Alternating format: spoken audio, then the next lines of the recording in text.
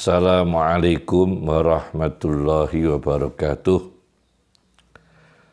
Bismillahirrahmanirrahim.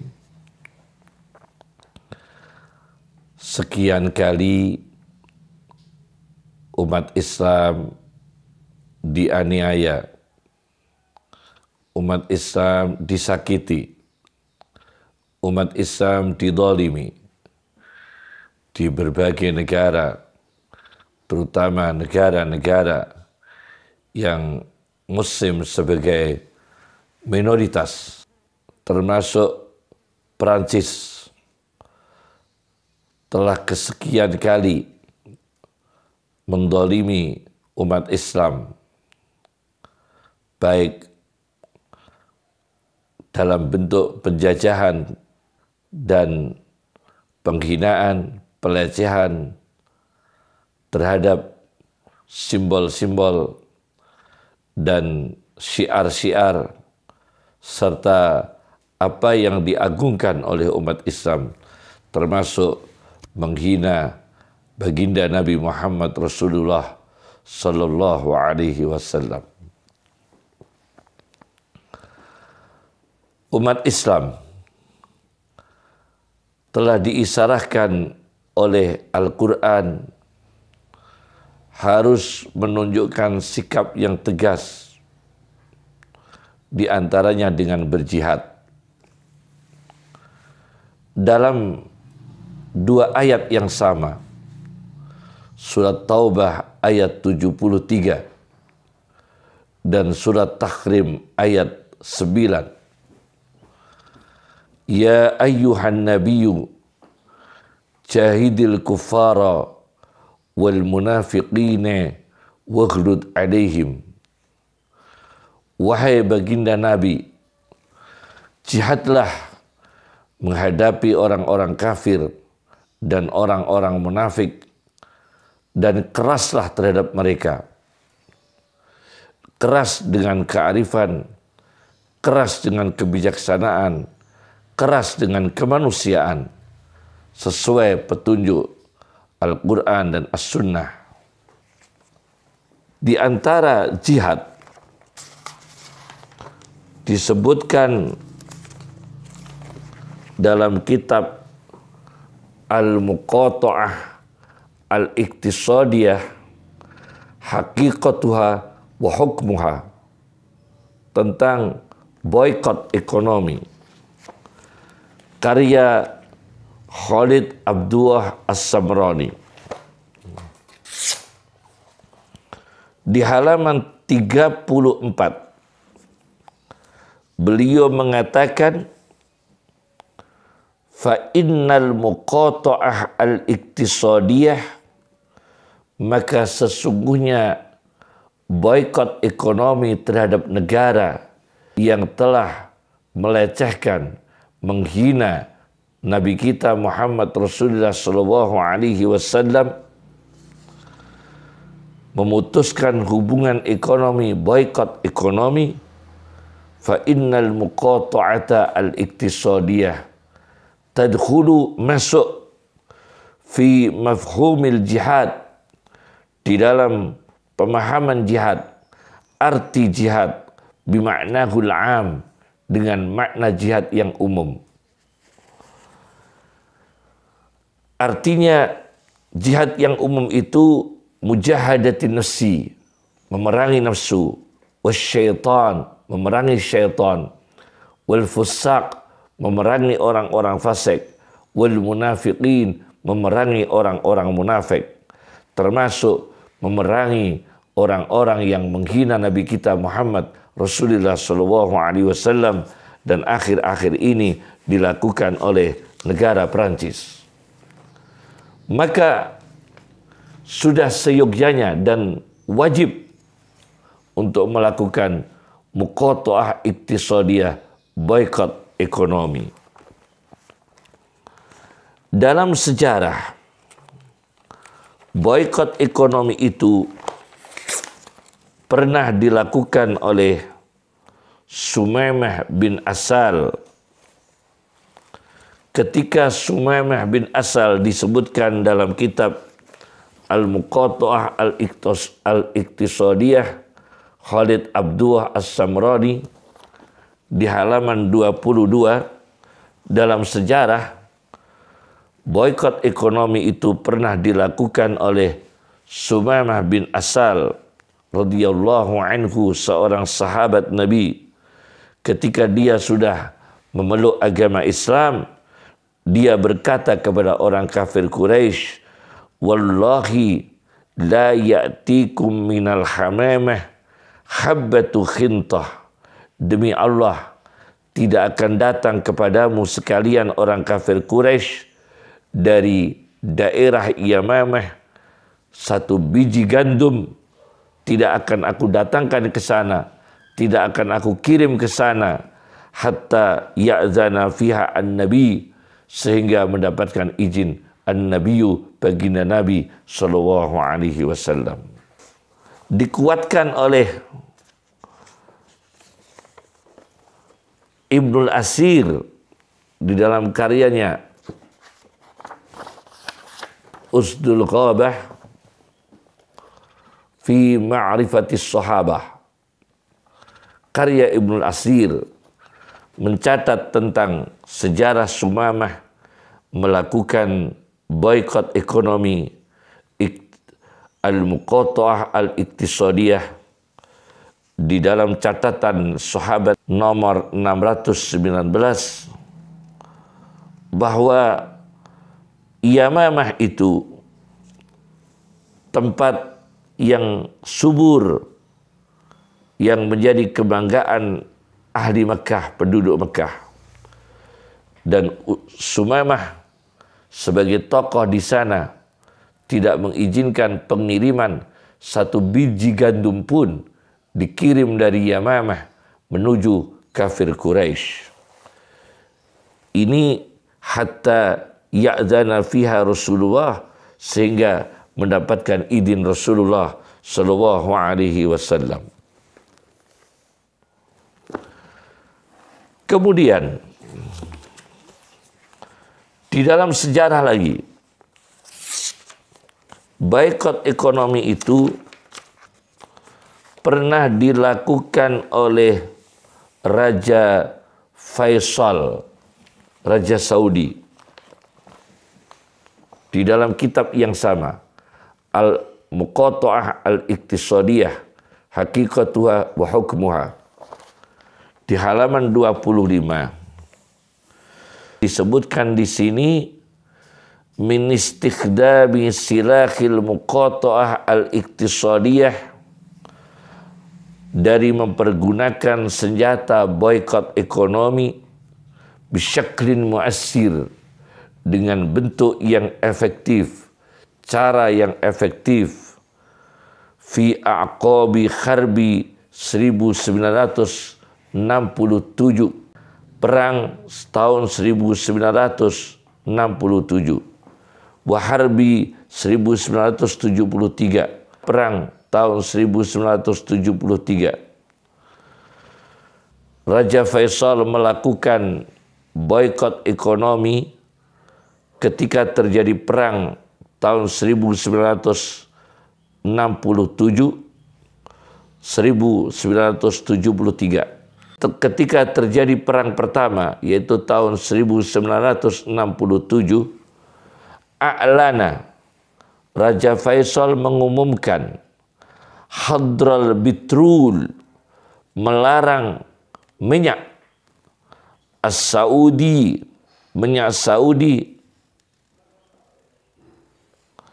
an Britania, tidak boleh dikirim ke Inggris, wal walayati al-muttahidah, dan tidak boleh dikirim ke Amerika Serikat.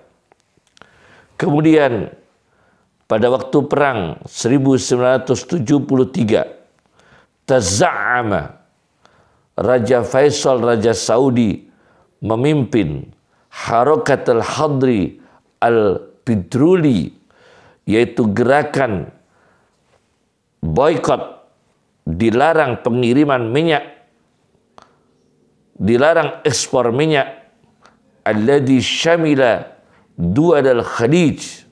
Boikot ekonomi minyak itu dilakukan oleh hampir seluruh negara-negara Teluk. Beliau Raja Faisal memimpin boikot ekonomi, pelarangan pengiriman minyak alladhi syamila duwal al-Khalij, yang merata ke seluruh negara-negara Teluk. Dan ini pernah dilakukan oleh Raja Faisal dan negara-negara Islam di wilayah negara Teluk. Kemudian halaman 42-43, ketika melawan Zionis yang agresif, Az-Zuhyuniyah Al-Udwaniyah, melawan Zionis yang agresif, kemudian terjadi inhiyas Amriki safir lil Yahud, keperpihakan Amerika Serikat secara terbuka terhadap Yahudi. Maka dilakukan da'awat al-muqata'ah al-iktisadiyah, kampanye boikot ekonomi. Dan akhirnya muqata'ati kulli ma huwa Israiliyun, memutuskan ekonomi, memboikot ekonomi seluruh apa yang berhubungan dengan Israel. Produk Israel dilarang. Au Amriki atau Amerika. Minal bada'i, dari dagangan-dagangan. Akhirnya perusahaan Amerika mengalami kerugian. Apa akibatnya? Inkhifad, penurunan. Fi arbahis syarikat, di dalam keuntungan perusahaan-perusahaan. Al-Amrikiyah, perusahaan Amerika Serikat menurun keuntungannya binisbatin, dengan nilai rata-rata balahat mencapai 20% fi daulatin, di setiap negara, kamisra, seperti Mesir. Maka ini efektif jihad. Jihad dengan boikot ekonomi akan meningkatkan kekuatan ekonomi Islam yang sangat ditakuti oleh orang kafir apabila umat Islam ini maju di dalam teknologi, terutama teknologi persenjataan, maju di dalam ekonomi, dan tentunya umat Islam ini ditakuti oleh mereka apabila umat Islam ini berakhlak yang baik. Itu sangat ditakuti oleh mereka. Perhitungan mereka, kalau umat Islam ini terjadi penurunan moralitas, maka dengan sendirinya ekonomi umat Islam itu akan rusak secara natural. Dan itu planning naturalisme yang dilakukan oleh mereka. Ini tentang boikot ekonomi. Jadi wajib boikot ekonomi untuk Prancis dan seluruh negara-negara yang menyakiti, menghina umat Islam, menghina Al-Quran, menghina baginda Rasulullah Sallallahu Alaihi Wasallam. Bagaimana orang bisa punya logika? Kenapa umat Islam tersinggung apabila ada orang yang melukis nabinya? Ada orang yang pakai logika yang paralogistik, logika yang paralogisme, yang tidak logis. Logika yang tidak logis, yaitu kenapa umat Islam harus sakit hati kalau nabinya dilukis dengan karikatur atau dalam bentuk lain? Kenapa umat Islam harus merasa terhina? Kan umat Islam meyakini itu bukan rupa nabi yang sesungguhnya, itu bukan wajah nabi yang sesungguhnya. Ini logika yang tidak logis. Karena apa? Satu, menggambar nabi itu dilarang. Menggambar manusia saja dilarang, apalagi menggambar nabi Sallallahu Alaihi Wasallam.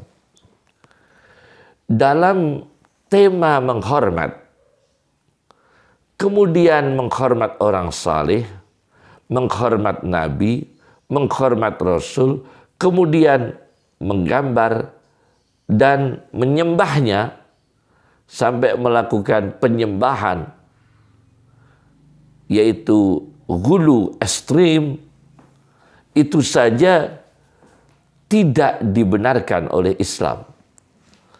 Apalagi menggambar Nabi, melukis Nabi dengan tujuan penghinaan. Saya baca di dalam hadis Bukhari nomor 1341 dengan syarahnya Fathul Bari karya Ibnu Hajar Al-Asqalani jilid 3 halaman 267, kitab Fathul Bari. Di dalam kitab ini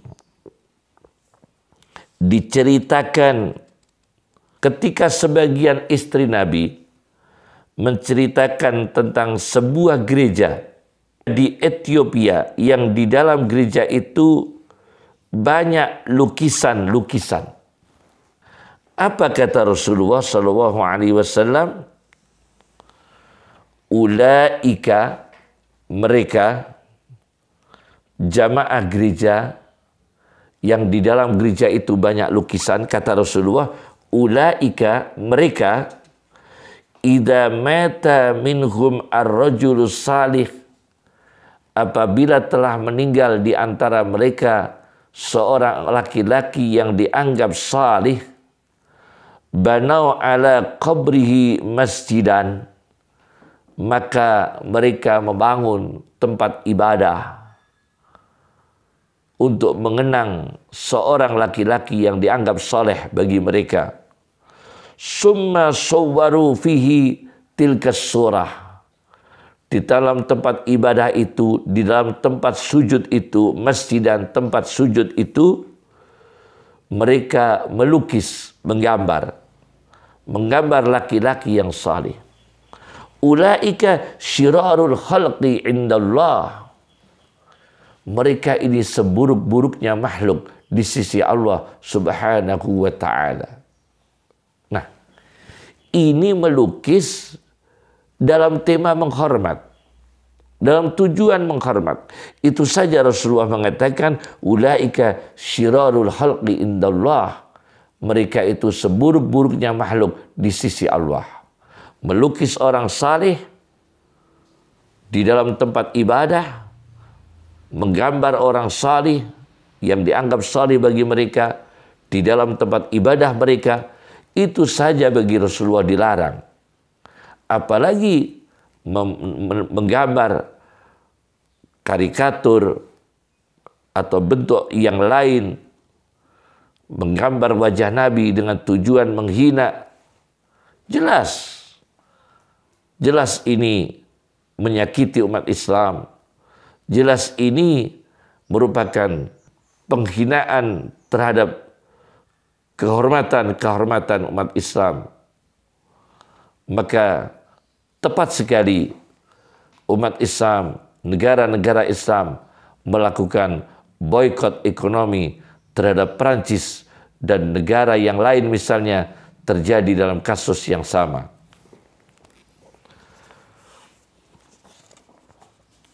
Saya baca di dalam kitab Tafsir At-Tahrir wa Tanwir, ditulis, disusun oleh seorang pakar tafsir dari Tunisia, namanya Ibnu Ashur.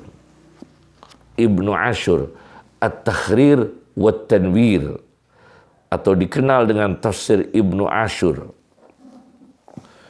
Di juz 10 surat At-Taubah ayat 61. Wallazina yu'zuna rasulallahi lahum azabun alim.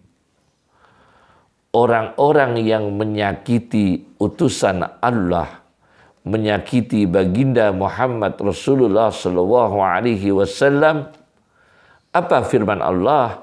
Lahum azabun alim. Untuk mereka, bagi mereka siksaan yang amat pedih. Siksaan apa di sini? Wahwa inzarun, kata Ibnu Ashur, wahwa inzarun bi azabil akhirah.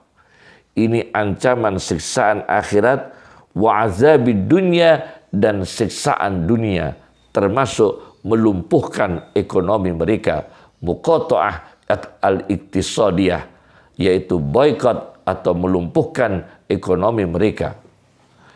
Ini termasuk azabid dunya, siksa dunia. Jadi dua hal, satu tentang boykot ekonomi dilegalkan dalam Islam dengan kondisi tertentu, yaitu melakukan jihad. Kemudian menggambar Nabi jelas diharamkan dalam Islam. Menggambar manusia saja diharamkan, apalagi menggambar sosok Nabi Muhammad Rasulullah Sallallahu Alaihi Wasallam. Mengatakan, kan itu bukan wajah Nabi sebenarnya, maka tidak perlu kita sakit hati. Ada seorang bicara begitu misalnya. Karikatur itu bukan karikatur wajah Nabi yang sebenarnya. Apakah Anda pernah melihat wajah Nabi? Ada pertanyaan begitu. Apakah Nabi seperti itu? Kenapa Anda sakit hati?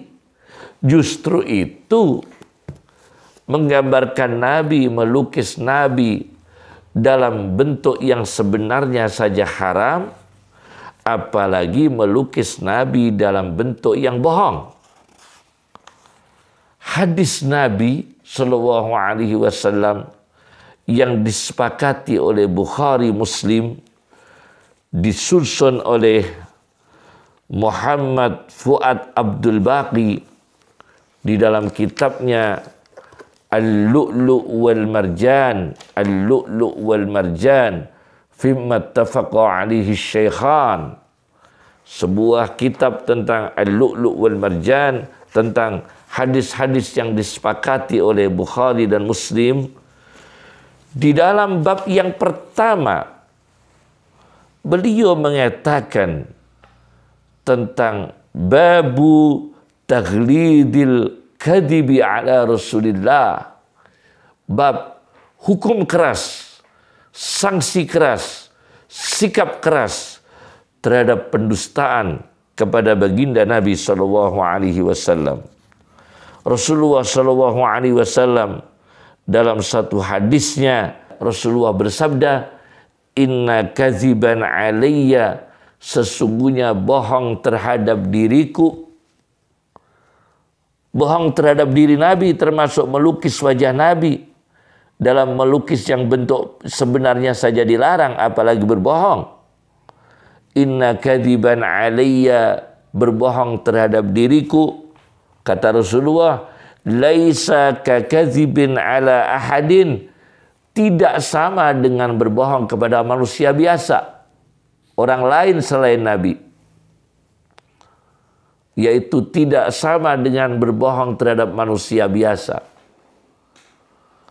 Man kadzaba alayya, kata Rasulullah, barang siapa yang berdusta kepada diriku muta'ammidan, dengan sengaja, termasuk melukis, menggambar, membuat karikatur Nabi atau pelecehan-pelecehan bentuk lain, membentuk novel, membuat novel yang menghina Nabi dan keluarga Nabi misalnya Sallallahu Alaihi Wasallam, falyatabawwa maq'adahu minan nar, maka wajib, harus baginya membuat tempat tinggal,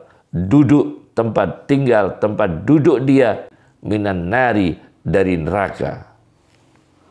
Assalamualaikum warahmatullahi wabarakatuh. Pirang menit?